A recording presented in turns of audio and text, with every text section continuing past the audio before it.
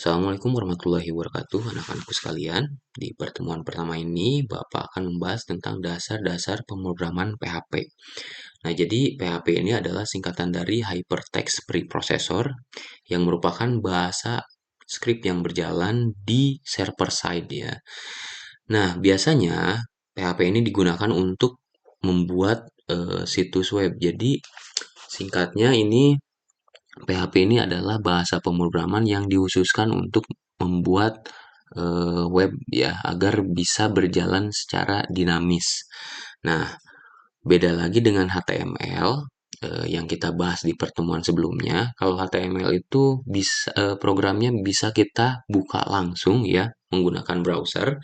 Sedangkan kalau PHP ini kita perlu program tambahan untuk menjalankannya.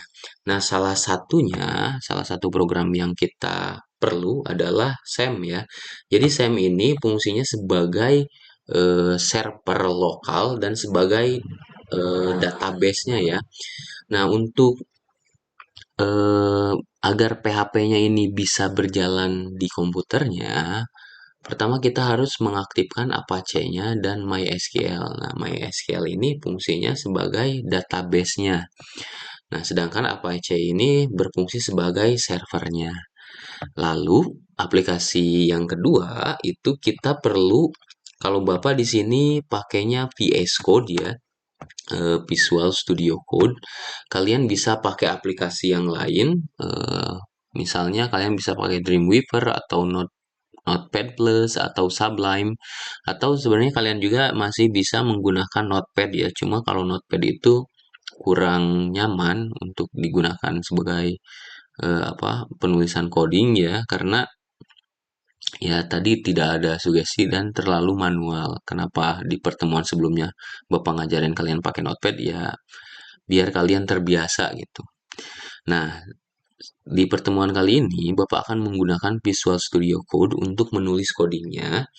Beda lagi dengan HTML. Kalau dulu di HTML itu kita bisa nyimpen file HTML-nya di mana saja. Kalau sekarang kita lebih spesifik ya.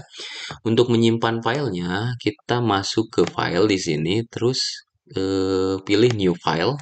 Kalian tulis di sini index.php. Jadi bukan index.html lagi ya, karena kita udah masuk ke bahasa pemrograman. Sekarang tekan enter. Nah, nyimpennya itu di folder yang spesifik. Itu di drive C, terus kita cari folder SAM ya di sini. Oke, folder SAM. Kita cari folder htdoc. Nah, jadi nyimpennya di sini. Kita bikin foldernya, misalnya Bapak bikin nama foldernya tes ya, kayak gini.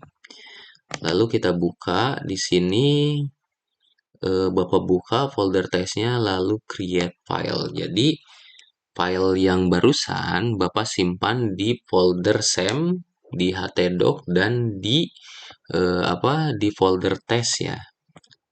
Nah, cara memanggilnya itu beda lagi dengan HTML. Kalau HTML kemarin kita bisa buka langsung, sedangkan kalau PHP ini kita ngebukanya dari browser, kita panggil ya. Di sini kita tulis localhost, terus slash, tulis nama foldernya. Tadi kan kita nulis nama foldernya test ya, lalu tekan enter. Nah, kalau berhasil PHP kalian terpanggil, itu nanti layarnya blank seperti ini. Ini menandakan kalau filenya sudah terpanggil ya. Kenapa blank ya? Karena kita belum menulis programnya. Sedangkan kalau kita salah nulisnya, misalnya Bapak tulis tes 3 kayak gini, ketika tekan enter, maka munculnya not found. Nah, ini menandakan kalau PHP-nya tidak terbaca atau kalian salah menulis alamatnya.